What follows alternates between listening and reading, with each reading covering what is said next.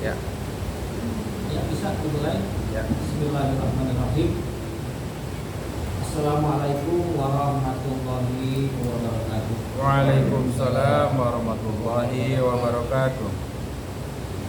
Alhamdulillahirabbil alamin. Wassalatu wassalamu ala mursalin nabiyina Muhammadin wa ala alihi washabbihi ajmain. Asyhadu an la ilaha illallah wahdahu la syarikalah wa asyhadu anna Muhammadan abduhu wa rasuluhu. Amma ba'du. Ayyuhal hadirin usikum wa nafsi bitaqwallah faqad fazal muttaqin. Baiklah hadirin jamaah tadabbur Al-Qur'an yang sama-sama mengharapkan ridho Allah Subhanahu wa taala. Pada malam ini kita acaranya adalah untuk sebagaimana telah direncanakan sebelumnya, yaitu tadabbur surat Al-Fajr ya. Surat Al-Fajr itu surat yang ke-89. Jumlahnya berapa ayat? 30 ya, 30 ayat. Jadi pada malam ini kita pemanasan aja dulu ya. Tidak perlu terburu-buru ya. Karena kita sama-sama belajar, sama-sama memahami. Jadi mungkin untuk malam ini kita mencoba membahas beberapa ayat saja, yaitu dari ayat 1 sampai dengan ayat 13. Ayat 1 sampai dengan ayat 13. Silakan bacakan dulu. Siapa yang mau membacakan? Enggak sih, bacakan dulu ayat 1 sampai ayat 13 dengan bacaan yang baik, benar dan jelas suaranya.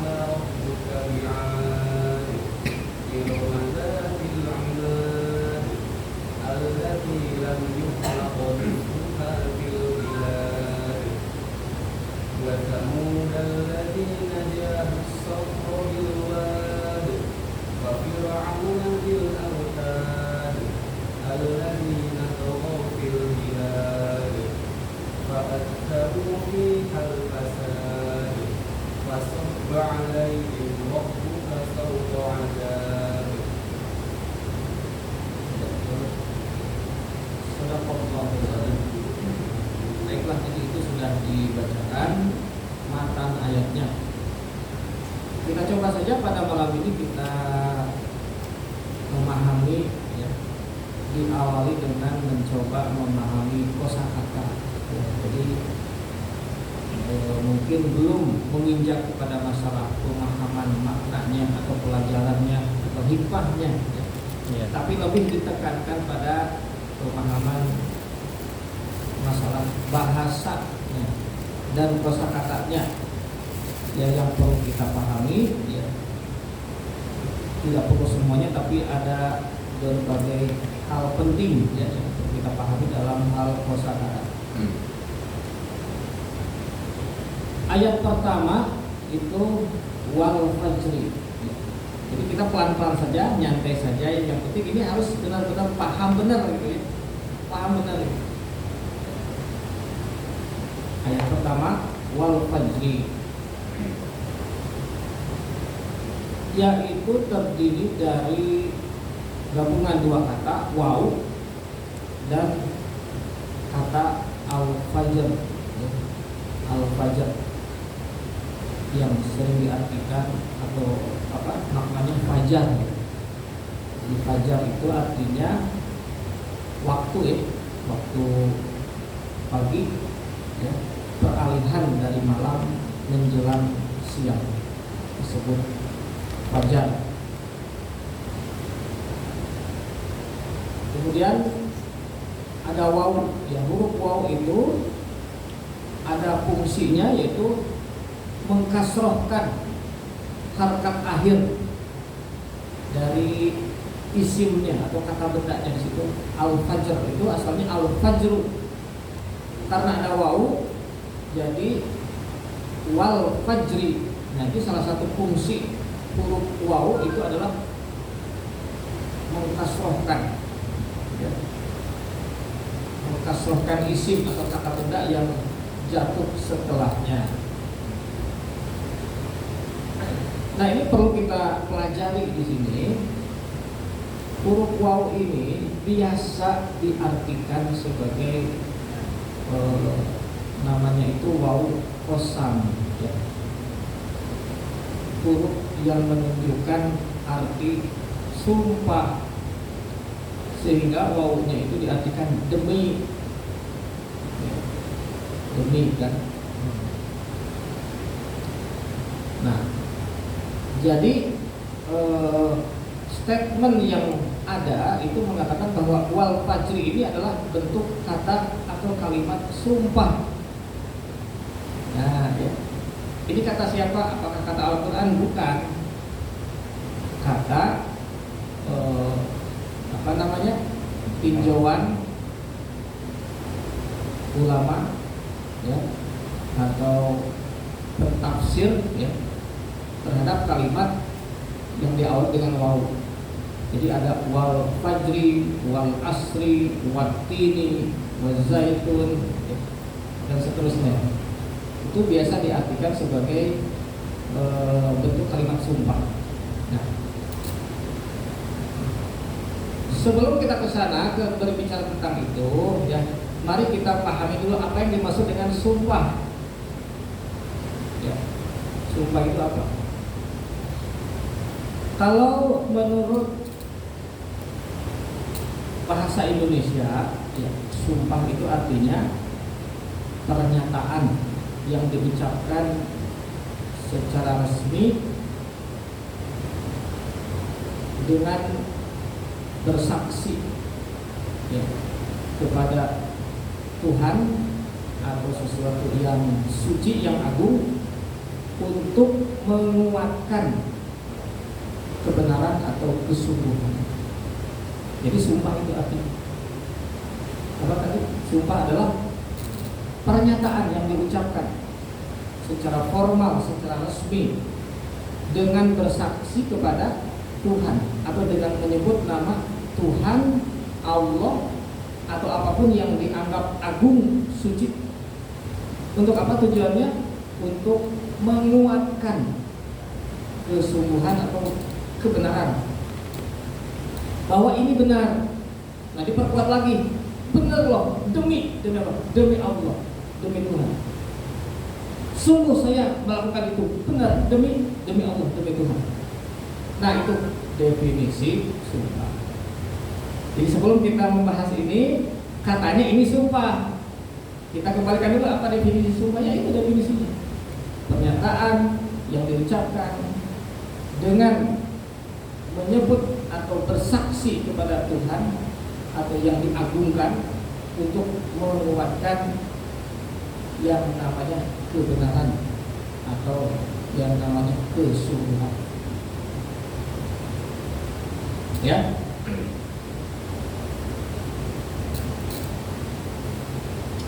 Ini saya sudah mempersiapkan materi ini, ya, tapi ini sementara, insya Allah mungkin nanti diulang lagi, ya, dijelaskan lagi pada pertemuan berikutnya. Jadi itu tekanan yang dimaksud sumpah itu adalah untuk menguatkan kebenaran atau kesungguhan. Nah, contoh sumpah, contohnya apa? Contohnya itu ya sering kita dengar kata apa? Biasanya orang sumpah itu dengan menggunakan kata demi Allah, demi Tuhan. Nah, itu sumpah. Demi Allah saya tidak melakukannya. Demi Allah saya melihatnya. Itu sumpah. Jadi untuk menguatkan bahwa itu benar,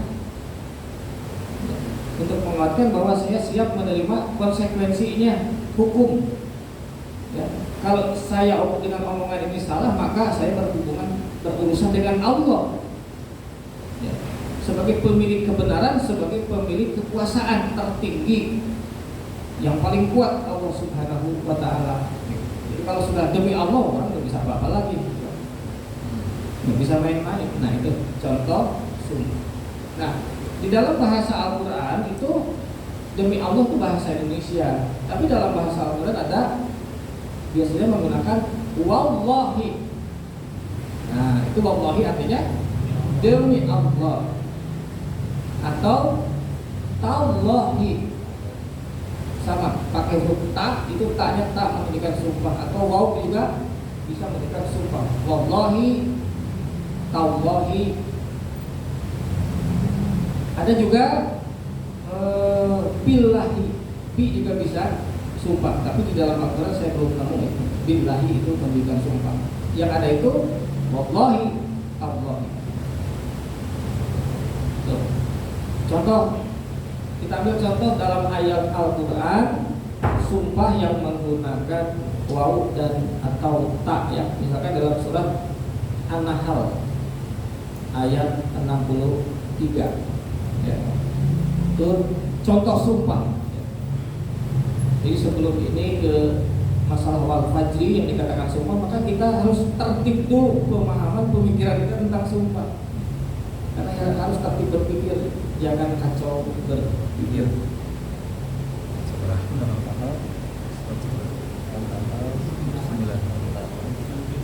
Di dalam surat An-Nahl itu surat ke-16 ya.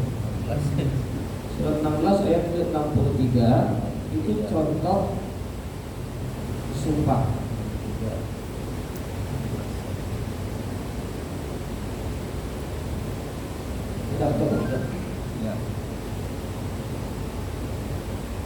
Tallahi. Ya, jadi situ ada kalimat apa? Tallahi laqad arsalna ila ummatin min qablika fawayan lahumus syaitanu a'malahum fahuwa waliyuhumul yawma walahum adzabun. Ya. Tallahi. Nah, jadi diawali dengan huruf ta. Tallahi itu artinya demi Allah. Tallahi demi Allah. Laqad arsalna ila umamin min qablika fazayyana lahumus syaitanu a'malahum fahuwa waliyuhumul yawma walahum azabun alim. Artinya kira-kira demi Allah, laqad sungguh arsalna kami telah mengutus ila umamin kepada umat-umat, ya, kepada umat-umat min qablika sebelum kamu.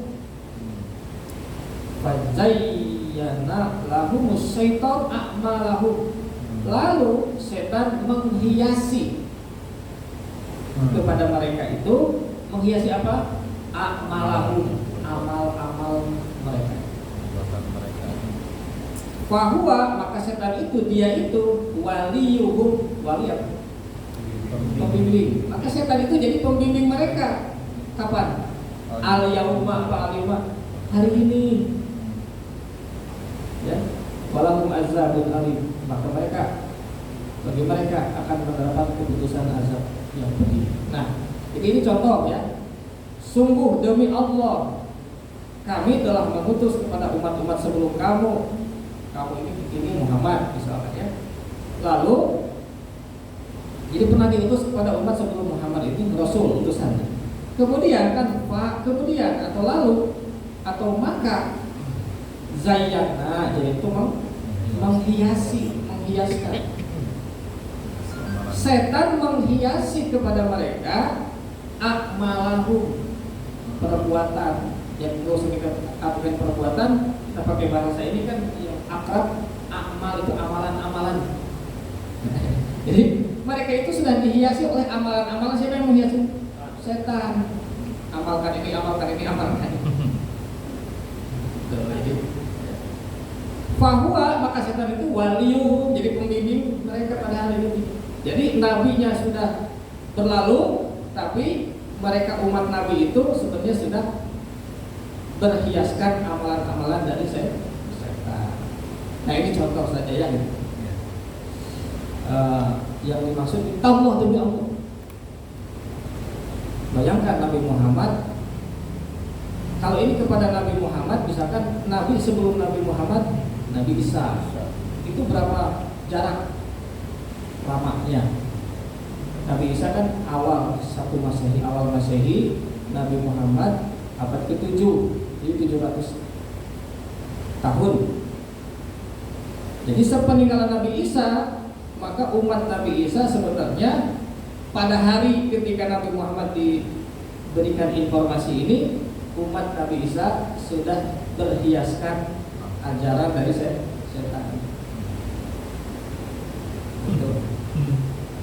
Nah sekarang bagaimana dengan sekarang?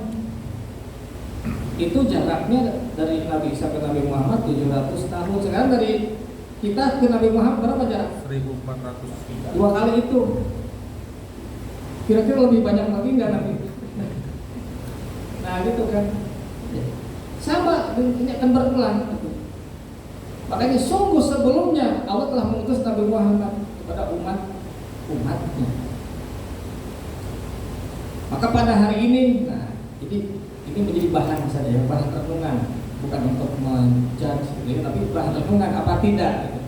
Bahwa ini menjadi bahan buat kita sekarang dari Allah. Jangan-jangan gitu, setan telah menghiasi amalan-amalan umat Nabi Muhammad sekarang menjadi ini sebagai bahan. Hanya memberikan contoh tentang kalau ini sudah Allah, ini main-main nggak? Nggak main-main, ini Allah demi Allah. Sumpah Allah. Tuh, kan ini sudah dikuatkan, nggak main-main mau coba. Kemudian contoh yang lain untuk kalimat sumpah ini dalam surat Maryam. Surat Maryam ayat 68 ya. Surat ke-19 Surat ke-19 ayat 68. Surat Maryam. Contoh 68 ayatnya ayat ke-68. Masih tentang contoh sumpah. Surat ke berapa Pak Maryam teh? Surat ke-19 ayat 68. Nah, kalau di sini sumpahnya menggunakan huruf waw ya. Fa wa rabbika. Waw tambah rabbika. Waw tambah rabbuka. Menjadi rabbika, menjadi kasroh ya. Menjadi kasroh. Asalnya rob buka menjadi robika karena ada waw. Nah waw ini waw sumpah. Fawarobika, demi Tuhanmu. Ya sama maksudnya demi Allah. Maka demi Allah, lanah surannahum wasayatina, benar-benar atau sungguh, lah itu sungguh. Nah kami akan mengumpulkan, benar-benar kami akan lanah surannahum. Jadi kata khosaro mengumpulkan ya, atau hasirat atau hasar mengumpulkan. Kita ada belum tasjid di akhir itu menegaskan, semakin menegaskan. Lana surat nah benar-benar kami akan mengumpulkan mereka wasyayatina dan setan-setan. Mereka berikut dengan setan-setannya. Summa kemudian walanuh dironnahum, benar-benar kami akan menghadirkan ya, mereka haula jahannama jisiyah, di sekitar jahanam ya, atau di lingkungan jahanam dalam keadaan tepuk lutut. Nah ini contoh. Jadi nanti mereka yang kena pengaruh setan itu dikumpulkan dengan setan-setan. Oh ini dia setannya. Ketika di dunia nggak kelihatan setannya, tapi nanti di akhirat oh ini orangnya, gitu maksudnya. Ini pengacaranya. Yang waktu di dunia ini yang bikin hiasan, yang bilang dari Nabi, dari Allah, ini kumpulkan semua. Ya. Nah ini bahwa Rabbika demi Tuhan, demi Allah. Ini contoh sumpah. Dan banyak lagi, ini saya cukup dengan 2 contoh ini saja. Ya. Jadi itu contoh sumpah yang benar. Sumpah yang benar itu yang pertama harus demi Allah, demi Tuhan atau apapun yang punya kekuatan, yang punya posisi yang agung, mulia, ya, tertinggi, sehingga orang jadi takut, jadi segan untuk membantahnya, nggak main-main. Nah, Allah. Nah kembali kepada ini wal fajri. Nah ada yang beranggapan, bukan ada, kebanyakan mayoritas beranggapan bahwa wal fajri ini adalah bentuk kalimat sumpah. Kalau dikembalikan kepada definisi sumpah, masuk nggak ini? Sumpah itu pernyataan yang diucapkan bersaksi kepada Allah. Demi Allah itu kan demi pajak, gitu ya. Jadi secara definisi pun nggak masuk, nggak kena, gitu ya. Malah bisa dikatakan ya salah kaprah, ini sumpah. Oh sumpah demi pajak, ya. Untuk menguatkan. Jadi itu, ya. Ada lagi kan banyak lagi ya, demi apa? Demi langit, demi bumi, demi Rasulullah. Artinya nanti sesuatu yang diucapkan itu atau nama yang diucapkan itu harus mempunyai kedudukan yang suci, yang agung, yang kuat, gitu ya. Kalau dikatakan demi gunung, betul demi gunung loh. Entah kalau ucapannya salah, gunung bisa apa? Gitu kan? Itu demi Allah, nah takut, gitu ya. Jadi sumpah yang benar itu adalah demi Allah. Nah sekarang ada yang mengatakan bahwa iya Al-Quran itu adalah banyak bentuk sumpah, dan itu siapa yang bersumpah? Allah katanya yang bersumpah. Allah bersumpah bahwa wal-fajr ini siapa yang bersumpah? Allah. Ini cukup aneh enggak? Allah bersumpah, ngapain Allah bersumpah? Tuhan bersumpah. Tuhan menyatakan ucapan untuk menguatkan bahwa ini benar. Ya udah Tuhan pasti benar lah. Yang ngomong siapa? Tuhan yang udah pasti benar, nggak usah sumpah. Ya. Apalagi kalau Tuhan misalkan Tuhan bersumpah demi apa? Demi Tuhan, Allah bersumpah demi sesuatu. Sesuatu itu berarti lebih agung dari Tuhan. Kalau tambah kacau ini. Berarti ada dianggap Tuhan itu lemah. Dia lebih lemah dibanding fajar, dibanding gunung, dibanding matahari gitu. Demi matahari loh, Tuhan bersumpah. Gitu. Jadi ini sudah tidak sinkron dengan definisi sumpah itu sendiri. Kalau mau dikatakan ini sumpah, ya rubah arti sumpah, jangan gitu. Ya. Jadi nggak masuk. Ya. Jadi itu yang pertama ya. Jadi yang pertama apabila ini dikatakan sebagai sebuah bentuk sumpah, maka tidak pantas di luar kepatutan Allah itu bersumpah. Ya. Nggak ada kepentingannya Allah sumpah. Nah, kemudian yang kedua bahwa ini adalah yang bersumpah adalah Allah tambah runyam lagi. Tambah runyam apa? Yang bicara di sini siapa di dalam Al-Quran? Nah ini juga hampir semua beranggapan bahwa yang berbicara di dalam Al-Quran adalah Allah. Maka ini perlu ditinjau ulang, dikoreksi. Ya. Saya berani ngoreksi ini karena saya tahu alasannya, dasarnya. Apakah Quran ini perkataan Allah? Ya. Mana mungkin perkataan Allah menyebut Allah dengan sebutan Allah pihak ketiga. Dia Allah tuh dia. Dia mana? Berarti yang ngomong bukan Allah. Ya kita pakai dalil aja. Dalilnya adalah surat Al-Haqqah ayat 40 dan surat Takwir ayat 19. Itu tegaskan innahu laqaulu rasulin karim. Jadi Quran ini, sungguh Quran ini adalah qaulur rasul. Apa? Qaul itu ucapan. Ucapan siapa? Rasul. Rasulin karim, ucapan rasul yang karim, yang mulia. Jadi Al-Quran itu sebenarnya ucapan perkataan Rasul mulia. Ya, kan banyak yang mengatakan ini firman Allah, ya boleh-boleh saja, tapi sebenarnya kurang tepat. Tepatnya itu adalah ucapan Rasul, risalah Rasul. Jadi yang berbicara di dalam Al-Quran itu adalah pihak pertamanya adalah Rasul mulia, Rasulin Karim. Siapa gerangan yang dimaksud dengan Rasulin Karim? Jibril, malaikat yang berbicara dengan Muhammad. Nah itulah pihak kesatu yang berbicara, yang selalu menyebut kami itu siapa? Itulah Jibril. Emang Muhammad ketika mendapat wahyu berhadapan dengan Allah langsung?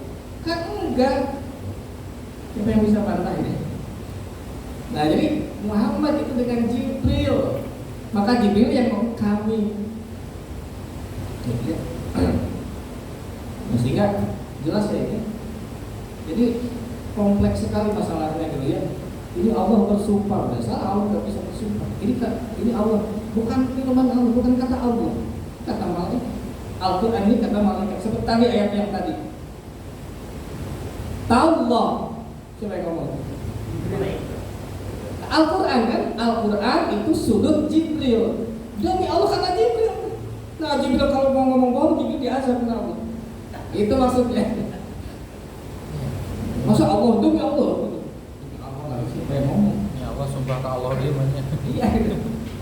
Nah itu ya. Jadi ini kompleks sekali, runyam, gitu ya. Pokoknya saya kayaknya malam ini cukup dengan urusan ini. Ya. Tapi ini harus selesai. Ya. Ini berarti gini Pak Ustadz ya, maaf. Boleh kan? Ini ada masukan sedikit. Jadi gini, karena kan setiap nabi dan rasul itu kan ada jarak waktu, ada jeda waktu kan, ada sampai kali Nabi Adam. Nah ini yang hanya bisa menceritakan mungkin ya, yang menceritakan kisah-kisah para nabi terdahulu itu, ya mungkin malaikat dari Allah mungkin gitu. Seperti itu kan mungkin malaikat dari Allah kan gitu. Malaikat dari Allah. Nah disampaikan lagi oleh malaikat kepada para nabinya, para rasulnya. Karena kan nggak mungkin nabinya atau rasul yang ke belakang ini tahu sejarah rasul yang